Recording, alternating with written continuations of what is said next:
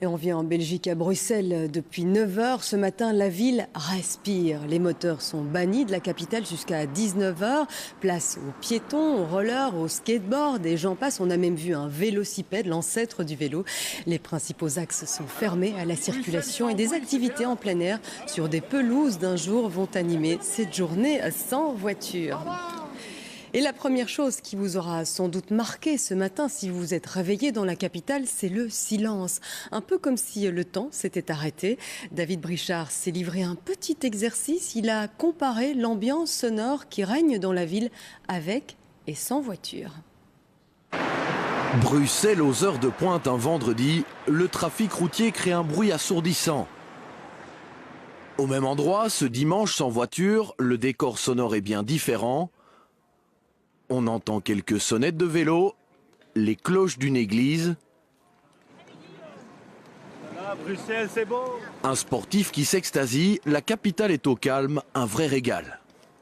On se fait bien aux oreilles, on se repose, c'est chouette. Vous entendez quoi?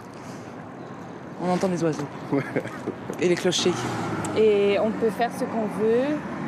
En direct de la Bourse de Bruxelles, on vous retrouve Amélie Schilt. Bonjour. Alors, est-ce qu'il y a du monde et quelles sont les activités au programme?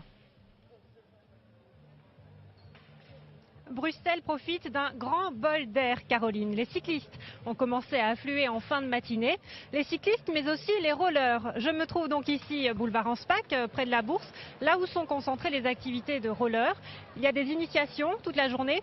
Il y a surtout une grande balade qui prendra son départ dès 14 heures. En fait, plusieurs balades adaptées aux différents niveaux, 10 à 25 km à travers la ville. Si vous préférez vous promener à pied plutôt que sur des roulettes, c'est possible aussi. Il y a vraiment toute une foule d'activités qui sont proposées un peu partout à travers la ville. Rendez-vous par exemple, place des Palais. Là, vous pourrez passer une après-midi champêtre puisqu'une pelouse de 2000 m² a été installée devant le Palais Royal. Et là encore, il y a une foule d'animations. Vous pourrez par exemple, pour les plus jeunes, profiter d'une promenade à poney à travers le Parc Royal. Ça n'est pas banal. Ou alors, rencontrer des agriculteurs, des producteurs locaux qui seront également présents. Un bémol quand même aujourd'hui, une petite mise en garde, parce que c'est vrai qu'on pourrait avoir l'impression que la ville nous appartient.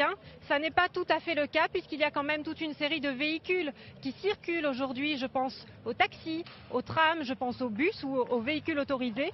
Il y a une série de personnes qui ont pu avoir des dérogations. Donc il faut vraiment rester très vigilant. La prudence doit rester de mise aujourd'hui sur nos routes. Bien, merci beaucoup Amélie pour tous ces précieux conseils. Respire à plein poumon.